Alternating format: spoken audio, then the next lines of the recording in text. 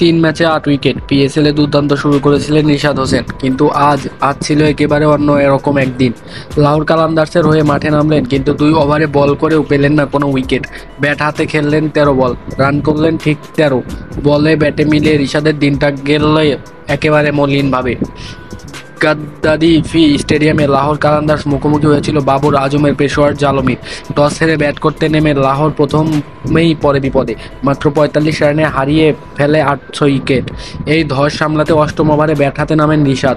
প্রথম ৮ বলে করেন মাত্র ২ রান। তারপর দশম ওভারে হুসাইন তালাতকে মারলেন লং অনের ওপরে এক বিশাল ৬।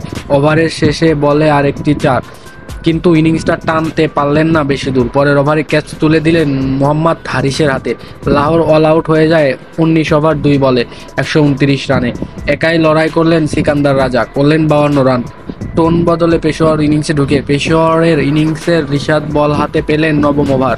ততক্ষণে স্কোরবোর্ডে ৬৫ রান, ৩ উইকেট হারিয়ে। প্রথম ওভারে দিলেন ৭ রান, পরের ওভারে ১১। এরপর আর বোলিংয়ে ফেরানো হলো না তাকে। বাবর আজম করলেন ৪২ রান, ৫৬ রান। হুসাইন তালাত করলেন ৩৭ বলে ৫১ রান। এই দুই অপরাজিত ইনিংসে ২০ বল হাতে রেখেই জয় তুলে নিল পেশোয়ার জালিম। ৫ ম্যাচে পেশোয়ারের দ্বিতীয় জয়, আর লাহোর পেল তাদের তৃতীয় হার।